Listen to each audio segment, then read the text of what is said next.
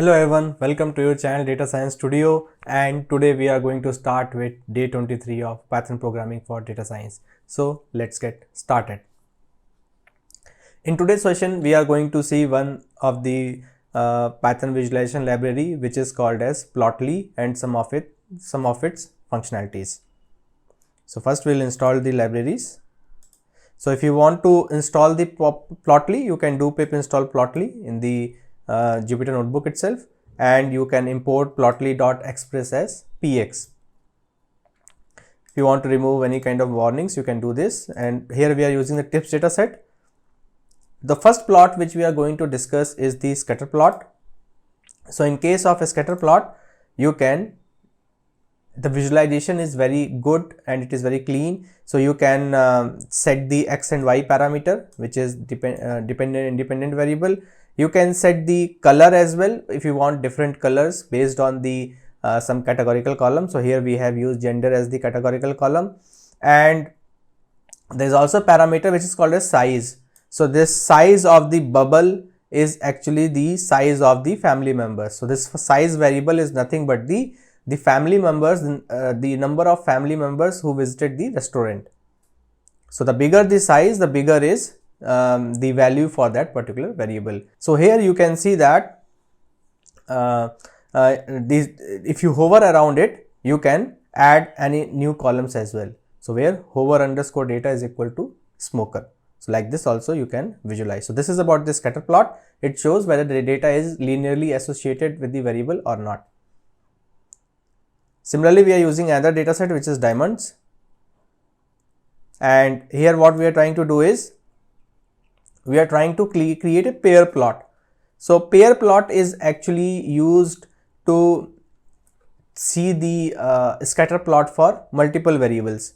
So here if you see, we have used the scatter matrix variable and we have passed this dimension attribute. The dimension is nothing but the list of the name of the columns that you have to pass, and you can also specify the color sequence. Similar to scatter plot, we have specified the color sequence. So there are various palettes available. You can use any of these palettes to make the graph more visually appealing.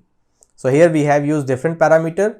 You can use the color which is the categorical variable. So here we have used the color which is these 5 variables, and you can set the height and width of the graph as well.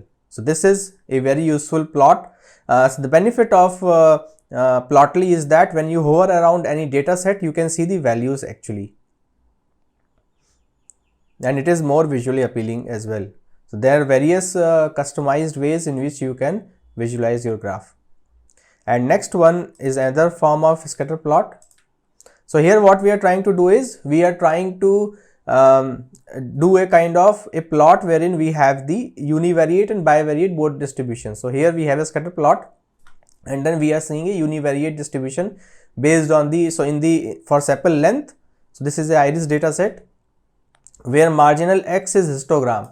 So this sepal length is a histogram and sepal width is a box plot. So you can based on the requirements, you can decide like what kind of univariate plot you can do. If you want to change it to histogram, so it will change into histogram like this. Or if you want to change both to box, you can change both to box. Like this you can visualize your data set, whether any outliers is present or not, or what is the distribution of the data set. Like this, I'll change this back to histogram. Like this. Now if you want to know that I am passing this color discrete sequence as the color palette, so this color will keep on changing, and if you want to see what are different palettes available, you can just run this code. So these are the various palettes available in the Plotly colors qualitative library. So I have used a couple of these in the session as well. So again we are using the iris data set and we are doing a plot like this. Now here the what we have used over here is colors as a categorical variable. You can also use colors as a continuous variable as well. So here the color is the petal length, so which will show a color bar like this. and you can also update the functionalities, various functionalities of the graph. I have shown some of the most important only. So you can update the layout of the graph, you can update the legend, and in the legend you can update the location of the legend. For example, y anchor is top, x anchor is left, so top left, and you can set the background color, which is light gray. You can set the border color, you can set the border width as well. Like this, you can customize your graph using the update layout method in terms of legends and other attributes. Next is bar chart. Here we are using the Titanic dataset, and here if you see, we are plotting a bar chart between the x is a class variable, which is a categorical variable. Within a class, I want to see the fare of multiple values, and color is the gender. You can set the height of the graph. Bar mode is equal to group means that it will show the gender side by side. If I don't use bar mode equal to group, it will show as a stack chart. So if you want to see side by side, you can use bar mode equal to group, and you can set the color sequence as well. Now here you can see this bar plot is showing individual values, but if you want a single bar plot with like sum and count, you can use the histogram. So here if we run this, so here it is showing the sum. So here it is showing the individual values as a bar plot because this fare is a continuous variable, but here it is showing sum as a histogram. So by default, it is showing sum of fare. So here some of the important parameters we have passed. Bar mode equal to group, you must be clear. Here there is one more method, which is text underscore auto equal dot 4s. Text underscore auto is actually what this text you are seeing over here. What this text you are seeing over here, 8.202. What is dot 4s means? It will be 4 digits only. So 8.202, it is 4 digits. And you can update the layout as well. Text font size you can set, angle, text position is outside, which means it is showing outside of the bar. And clip on axis equal to false. Clip on axis equal to false means if this number is moving above the clip, it will not delete it. If you make it to true, it will actually delete this 9.76s, whatever portion is above this figure object, like this. That's why we make it to false.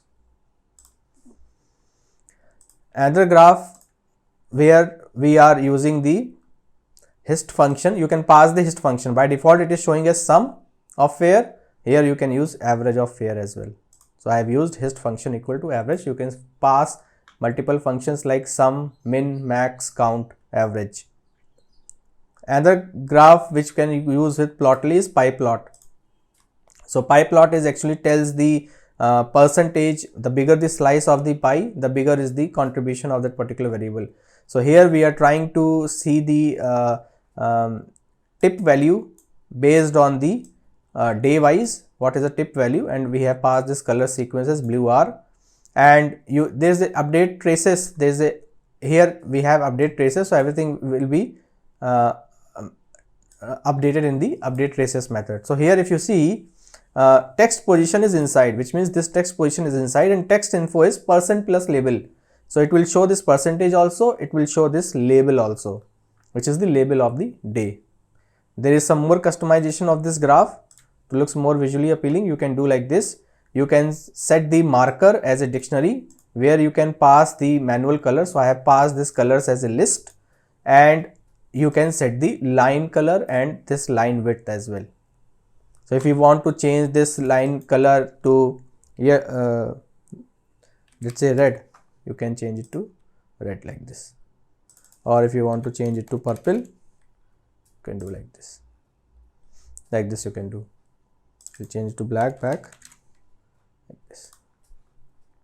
Next is a bubble chart. So bubble chart is similar to scatter plot. Only thing is we have a size parameter that is a third dimension, which will specify the size of that particular variable.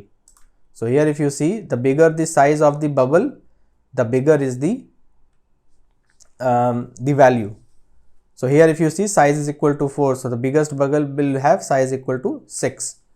Size is the size of the family member. So bubble chart is also similar to scatter plot, but it has a size. parameter, and you can specify the size max as well, because the maximum size of the bubble will be 60, 40. If you want to increase it to 60, you can do that. And you can pass the color parameter. If you want to update the traces, title, everything is possible with the update traces method. There is another chart which is called as Sunburst chart. So Sunburst plots actually visualize hierarchical data spanning outwards in the radial format. So if I try to do like this, so this is a Sunburst chart. What it is doing is, I have a tips data set, and within the tips data set I am specifying a parameter called as path. So path means day, gender and time.